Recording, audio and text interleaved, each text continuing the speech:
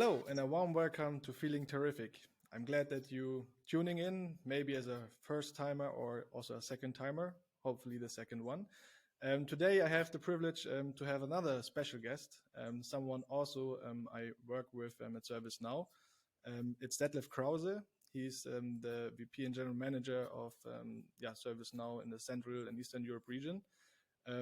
Maybe those two words from my side, maybe one more word. We will talk about leadership today, and that from a personal perspective, especially what also kind of intrinsic motivation can be part of it, but also what's driving Detlef to this person or to this leader he is today. And with this being said, thank you, Detlef, for your time. And maybe the first question to you, who are you? I mean, I already mentioned you're a colleague of mine, but yes, that's most important. I'm just a colleague of yours. So first of all, a very warm welcome and good morning to this podcast. So I'm very happy to be invited. If you ask me who am I mean, you introduced me with my professional title and what I'm doing in ServiceNow. Personally, I'm Detlef Krause. I'm 55 years old. I'm married. I have 2 adult kids. So my daughter is 24. My son is 20.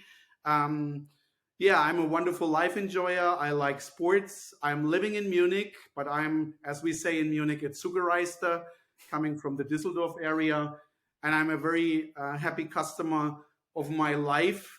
And my life means my professional life and my personal life. Yeah. No, I really like the wording you just used. Being a happy customer of my own life. I think that describes it. Really good. Yeah, absolutely. Maybe let's dig right into it.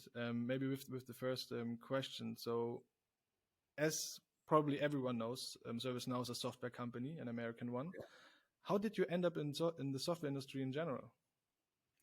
It's a crazy way, I have to say. So first of all, we are one of the largest enterprise software as a service companies as we are. And I'm in this industry since more than 20 years, but I can tell you how I end up in the software industry. So it was kind of a, let me say, third choice. So my first choice after my school was, I saw all these films, the American films. So I tried to be an attorney. I tried to be a criminal attorney. So this is what I wanted to be. At the end, my A degree was not good enough to study legal. It is what it is. Second, I'm a huge fan of football. And I had the dream as a child to say, okay, I want to be like Lothar Matthäus, or these are the heroes of my area. But honestly, I was not talented. So it ended up in a Bezirksliga, which is very low in the football area. Higher than I played, so congrats to you. It's not too bad, but you cannot bring your life to life with the Bezirksliga mandate in the football. And then I studied economy, and I was a young sales guy in the telecommunications industry, and telco moved a little bit to the software industry. And then I came to Microsoft, and I was a long time in Microsoft, running through the career systems, moving to Salesforce, to SAP, and landing in the defining enterprise software company of the 21st century, which is ServiceNow. This is my way to the software industry. Perfect. Thank you for sharing. I didn't think of that you wanted to become an attorney. So from attorney to sales, that's also a good story. A defense attorney. It's super important. So it was always impressive for me. The Petrocellis of the world. I don't know whether you know that was an American series. So no. I that is a long time ago. So this question actually was planned for later, but I think now it's a better timing. So you just mentioned that you're now with ServiceNow in the defining software industry of the 21st century, right? Why did you join ServiceNow in the beginning? But more importantly, why are you still here? Yeah, that's a very good question. I'm more than I'm roughly 4.5 years in the company, and importantly, as I joined ServiceNow from SAP. And before that, I said that I was in Salesforce and Microsoft. For me, 3 things have been the reasons why ServiceNow. The third thing is, as I started to speak with the company, I was not aware 4.5 years ago how huge the opportunity is, how good the service is. So I asked some customers. I have many customer relationships, and I asked my customers, "Hey guy, what's your experience with ServiceNow? I think that's a good company." And I got awesome feedback from our customers. They said, "This is a platform. I never experienced a service like that." Very positive. So that was the first reason. The second reason was people. Why people? I had 6 or 7 interviews. I was hired as a German GM. Germany was a growth market. We wanted to make a breakthrough 4.5 years ago. So I had many interviews, and the diversity of my interview partners and the human-centric style, how they interviewed me, was the second reason for me. And the third, it was simply, I tested the product. So I went to the platform, I went to the website, and I tried to look at how is ServiceNow making the world of work better for people. And my own experience was so positive. So customer, my own experience, and the people who interviewed me. We have been a far small company at that time. We have been on the level of $3.5 or $4 billion revenue, less than 10,000 employees. Today we are more than the double size. So these have been the reasons for joining ServiceNow. Yeah, perfect. And I mean, that's quite a good intro to another thing, and basically the topic we want to talk about kind of today, leadership. So you just mentioned the human-centric approach of ServiceNow, kind of. How did you shape this topic during your 4.5 years now with ServiceNow, especially here in the Central and Eastern Europe region? Yeah, very good question. I mean, looking back, as I started my journey in ServiceNow, I started as a German country manager, as a German area vice president. We have been 100 people. Today in Germany, we are more than 500 people. So that means we had a tremendous growth in people. So culture, authenticity, empathy, keeping up people which we hired for our growth was most important. And the company gave me the full empowerment to build to continue to live our culture, which we have as a global company in the region, to be very close to the people, to be very open to the people, to give everyone an opportunity to develop himself. This is something which is super important in ServiceNow. And that ends with, let me say, my personal values in leadership. I always believe that staying authentic, having an empathy, being close to the people, not depending on how large is your organization, that is something which hopefully are my also recognized values. These are my values. It's most important that you and many colleagues say, this is how we experience the work with Detlef. And this is how I look at the company. We are still very much focused on our purpose, which we have as a company, to say the world, not just the world of work, works with ServiceNow. This is our mantra. This is our mission, our vision. There are many words for that. And this is what I try to live in my leadership work day by day. Yeah. No, Detlef, I already like our conversation because obviously I kind of prepared for our conversation as far as someone can prepare for such conversations, right? But you already jeopardized my total agenda, so thank you for that. But I think that's a good point. So we have kind of a flow. Now, another question was basically, which I wanted to ask later on, also kind of the words you just named as also your values and regarding leadership and so on. If those words would be kind of just buzzword bingo, or if they are really covered up with something behind it. This is what I mean. I mean, if it's getting to buzzwords, it's not it's not a life culture. So I just described what I do, and you know it. I mean, I give you examples. I give you simple examples, and you might have an experience on that. If I'm in the office, I'm leading an organization with more than 700 people. So if I'm in the office, I have blockers in my calendar where I don't have meetings. And I go through the office and say hello to people to get some opinions, to get some thoughts at the coffee machine in the office. That's super important. And that's part of the values I live. Also, take and get feedback. I'm a feedback taker and giver, if you want that, and that's super important for me. So this is more than a buzzword. It's living the culture. Also, to give another example, if you provide a question in that blockers I have, you have to have the time to be there and listen to the end of the answer you get. It's also not good to say, oh, I provide a question to you, Christian, or to an Andreas or Angelica, and don't have the time to listen because you say, oh, my next meeting is coming. That's not the way. Then don't do it. If you don't have time, don't give people the opportunity to provide feedback or give you an answer. And these are some examples, and lastly, it's super important for me. It's a value, it's a lived culture, transparency. I'm transparent, I expect transparency. Yeah, that leads to, also not a buzzword, loyalty. Quite easy. And this is really, I could write it on the top of ServiceNow. This is how I experience our culture and our company. Yeah. No, I'm with you, and you wanted my comments on it. For the second one regarding the listening piece, I think it might seem small, but at the end, it has a huge impact because I would say it's combined with appreciation and with respect.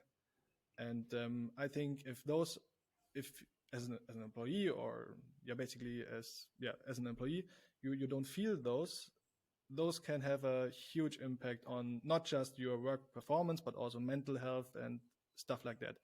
So definitely. To comment on your first point, I know you go through the office every time when you're here, and that's also really good. I would also say that's kind of a thing what makes you outstanding, kind of, because this is also we can also say it's combined with appreciation and respect and so on, but also being kind of a role model. And what I can say on that is every time you come into my office where I am, my heart rate is going up. So yeah, definitely can say this is something I really enjoy. And to your third point, you mentioned transparency, and you have written in a LinkedIn article, if I'm not mistaken, back the days, with the following title: "Transparency is an essential element of successful leadership." Would you still agree with that, or how or why do you still agree with it? No, I underlined that. I mean, I wrote the article that many people get an insight how I live leadership. I mean, it is an essential topic to that, because if you are not transparent, people don't understand why you make a decision. You can make any decision, Christian. You can make a decision which feels for you or for other colleagues positive, then it's easy. Because if it's a positive decision on a topic, no one will ask. But I always try, and I hope it works, to explain my decisions. I also have to do uncomfortable decisions because, as I said, I have a huge organization. I'm in a company, and I have a job to do in driving the company to success. So if you do it, it's much more important to have good reasons and a good communication and a transparent communication on your decisions if the decisions are uncomfortable for the people. And this is the first on top. If you do that, your team is doing that. If you don't do that, you don't get insights. If you're not transparent, no one from your team will tell you what they really think. You don't get honest feedback if you are not transparent, if you are not open yourself to your team. Quite easy. Yeah. So, and I'm doing that my whole career, but much more since the role have grown. So in more larger responsibilities, you are not so close to the field because you have many people in your organization. Then it's much more important to live that value, to get feedback. Can you imagine how difficult it is to get feedback if you have 500, 700 or 1,000 people? They look at the role, they look at the organization and think, oh, that's huge. I cannot give feedback. This is what I don't want to have. I have to say that. And this is also part of my transparency to the teams, to the field, to the leadership teams, to everyone from the matrix I'm working on. Yeah, no, that's a really good point. Do you think that your title, if we focus on that one for a second, is kind of a blocker for people to provide you honest feedback? I would say yes and no. In my own behavior, I try to avoid that. But I mean, in our recruiting department. You are one of the best recruiters I've ever worked with, Christian. You know that many people we hire don't know me. And if they don't have the opportunity to speak to me, they look at the title, they look at the organization, and that prohibits to give feedback. That's not easy because if you have so many people, you cannot say hello to everyone and not introduce. But we have a couple of tools in ServiceNow we use to break this barrier. First is, for every new hire, we make a monthly introduction call on the leadership team. So every new hire is invited on his first, second, or fifth day to get to know the leadership team. And I don't mean the responsibilities. I mean how old I am, do I have a wife, what is my life? So the personalities, that's the first thing. Second thing, in the all hands, which we have on a quarterly base, I always try to invite the teams to come closer to the teams, to let everyone know we are a company where you can go to senior leadership and give feedback and provide questions. So these are the tools for me to avoid that. But I say yes and no. Sometimes that happens, and hopefully we are doing the right things to avoid that. Yeah, I mean, you can have, or you have the ability to influence that, and that's having the self-awareness of that power kind of is really is really important. Maybe last comment on the transparency thing and communication and so on. You mentioned it in the beginning with purpose and would you agree if I would say, as a result, out of your communication style with transparency and so on, commitment and purpose are words which are perfectly suited here? Yes, I would agree on that. I mean, that is for me, if you look at an algorithm, maybe that's an algorithm. So if that happens, you get something back. And I see that with the development of the area, honestly. I mean, we are in a complex environment today. And I'm doing this role 2 years. I'm more than 4 years in the company, was a German country manager. Look at our growth. We have tremendous growth. So we are worldwide the strongest growing area of the world in the last 3 to 4 years. And this is what people give us back. They are enthusiastic on what we are able to do with our customers, and they are fired up to bring this to success. And this is what we get back. But commercial results is just one result. Happy people and happy customers are the other results out of that. This is how I look at that. It maybe is a simple algorithm, maybe too simple, but I like to simplify. And I tell you why. I have a very old colleague. I worked with the guys 30 years ago, and I had my 55th birthday party a month ago. And my wife organized, it's a short story, but it's a funny story. My wife organized, normally, if I have a party, I introduce all my guests. I say, this is Christian, this is where I came together to life. My wife organized that all the people did that vice versa. So I could listen to my friends and to my family, how they look at me. And the guy, he's from Dresden. He worked 30 years ago for me. He's coming to every party, coming from Dresden, doing every party with me. He described that it might be my, not strengths, that it might be a habit of me to decomplex things.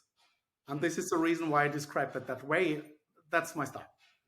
Yeah, no, that's a very, very good point. And I think, as you also mentioned, in nowadays world, it's quite complex, very fast moving, maybe also too fast in certain aspects. And demystify maybe also another word to add that really helps. Yeah. Yeah. Maybe regarding another topic, which I know, please correct me if I'm wrong, has also a huge impact or is very important for you, your family, right? I Oh, mean, you yeah. have a role which is quite time consuming. And what kind of importance or what kind of role does your family play within this situation? You get a crystal clear answer from me. My family is most important, not my role is most important. And it's important for my life joy I have, for my enjoying lifetime, and it's important for my balance. And I tell you a little story about that. I mean, I'm in that stage of the career. I'm a VP of a large region. In younger years, I did everything to build my career, and maybe, yeah, I lost a little bit the view for my family. And then after 21 years, Christian, it's roughly 10 years ago from today, I lost my family. So I was divorced, and my kids have been with my ex-wife. That was a disaster for me, honestly. I have to say that was a disaster for me. We got that sorted. So my kids, not I, my kids decided to come to me. So I was a single responsible father for an 11-year-old boy and a 16-year-old young lady. And I was in not that roles, but similar roles like today. I learned the importance of the family. I learned to manage my calendar. I learned to have a balance because it was good for me. It was good not to be alone. It was good to have someone close to you who is not in your professional business. It was good to have an advice on, hey, Dad, stop working. We are hungry. You are working far too much. So it educated me. It educated to me that I'm using also simple tools to organize my life. So in my calendar, if you look at that, I can show you, you find blocks for family, friends, sports, lunch. It's on my calendar. So a life balance is really depending on your social environment. And I urgently ask everyone, take care for having enough time for family and friends. It's super important for your mental health and also for your physical health, because after you lost mental health, you will lose your physical health. We have many examples in the market for that. And as I have an age, where I see it, so many friends and ex-colleagues are really ill because they have not taken care for that. Some of them passed away, Christian, with heart attacks and whatever. I don't want to escalate too much, but these are examples. So let's get our mirror and let's balance between work and life. And I don't say it's a work-life balance. It's just a life balance because work is part of life. Yep. No, I really like also the wording life balance, because nowadays you can't really say, okay, here's work ending. I mean, it depends on the industry and so on, right? But in our case, it's quite difficult. Yes. But thank you very much for opening up on this part. Maybe let me ask you one question. When you had the situation when you were becoming divorced, I think, or not I think, when you're becoming divorced, how was it for you from a mental perspective? So how did you deal with that? But more importantly also, I mean, opening up just now is also having to do with vulnerability, right? Yeah. What kind of impact the experience and the vulnerability part in general has on your leadership mindset style? I also, honestly, the first indication I gave to myself was, I'm a senior leader. I managed all crises of the world. I can do it for my own. And the simple answer is, I give to you, after 24 hours as it happened, as we spoke about that decision, my ex-wife and I said, no, I'm not able to manage that alone. And I was in a great company, also a great company like we are, which had a service for that, a family service. So after my first indication that I'm able, with all my professional skills and my crisis skills I had in my professional life, to manage my own crisis, I was not able to do. So I went to a family service and I said, hey, I need help. I need help. My son is coming to me. How can we find a school? How can we manage my day? How can we get support? I'm down. Yes, I'm not feeling well. What can I do for that? So I got some very professional help, not over a day, over weeks and months, to manage that escalative situation, to manage it for me, for my family, and for my life. And that was the best decision I've ever done. And that is also my advice if I speak with colleagues or mentees who might come into a career critical situation or a personal critical situation. Don't think you are able to manage everything alone, because it felt very hard for me to take myself away from all the emotions you have. You have to have someone who is helping you in a situation like that. Yeah. No, that's a really great shout out to proactively ask for help, recommendation, or whatever it might be, and not being afraid of whatever reasons you might have, right? Correct. Yeah. No, that's really great. Now I have to think about what I wanted to ask next, because this topic is quite sensitive. I'm sorry, but I'm always honest, and if you ask me a question like that, I can just give you the answer, which is coming in this case, which is coming from my heart, Christian. Yeah, no, and we really appreciate it. So thank you really for opening up on this one. Maybe another thing. So you mentioned you are working for almost 20 years now in the software industry. First, would you consider moving into a different industry? Or second, what has shaped you so far regarding trends, which come and go? Which trend kind of shaped you most so far? Yeah, also a very good question.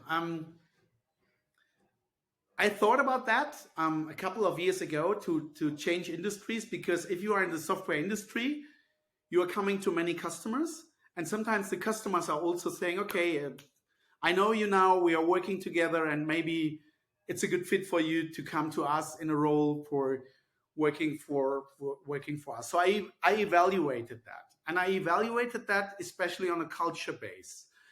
And honestly, I decided against moving out of the software industry in one of the customer industries, because with all the advantages and disadvantages we also have in our industry, for sure, this is by far the industry, if you are in the right company, with the most open culture, a culture or a mission on bringing innovations and making tremendous change to the market.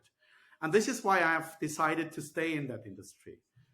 Second point, very important for me, this is by far the industry, if you are a lifelong learner, and I describe myself as a lifelong learner, you can learn the most in our industry. If I look at my 20 years, as we started with, I was at Microsoft with all these packages of software on operating systems, which you install with a disk on a, the work and the life changed tremendously in the last 15 years. And I would have not learned all the things if I would not have stayed in the industry. So I'm interested in new things, and you get that in our industry. And third, I love to have customer conversations, and the customer conversations on digital trends, digitalization, helping to find use cases, helping to implement solutions is by far most interesting in our industry. That's the reason why I stayed in the industry. I have a lot of fun, I have a lot of passion, and I have the best team on the planet, Christian. So why should I leave to any team which I don't know? I leave it with that. But coming back to a previous point of yours, also in regards to the time, you mentioned 3 points, and 2 out of them were basically the product or the solution or the platform ServiceNow has, but also when it comes to the people. I think maybe, do you agree or not, the renewal rate is quite good with ServiceNow, and I would say you can interpret it like having the right solution and the right people behind it. Would you agree? 100% agree. And on both sides, that's super important. So you have a solution in the middle. Technology is technology, and technology might to be replaced by other technologies. So the solution in the middle, the company who is providing solution on the left side, and the company who is buying on the right side. So you need these three parties. You need a great team who is consulting the customer to buy the solution and to implement the solution. But on the other side, you also need to find a great customer team. And therefore, it's about the relationship you have to bring the solution to the company where you sell it to and convince the CFO, whoever it is, to do what you want to do. This is super important. So as said, technology, you can replace every technology. Maybe not one-on-one, but at the end, it depends on the people on both sides. Yeah. Nothing to add. And also already as mentioned in regards to the time, for the last words, I would like to hand it over to you. The last words are, first of all, thank you. I mean, with your questions and with this conversation, you brought a lot of energy on this podcast. I like that. So thank you very much for inviting me and giving me the opportunity to be on that podcast. The last word which I want to say is to say it again. In a summary, what I said over the podcast, always take care for yourself, whatever you plan in your life. Then you can build a great, successful career, but most foremost, a happy and balanced life. These are my last words. Thank you for your time, Detlef. Hope to Thank see you, you Christian. again. Thank you. Take care. Take care. Bye. Bye.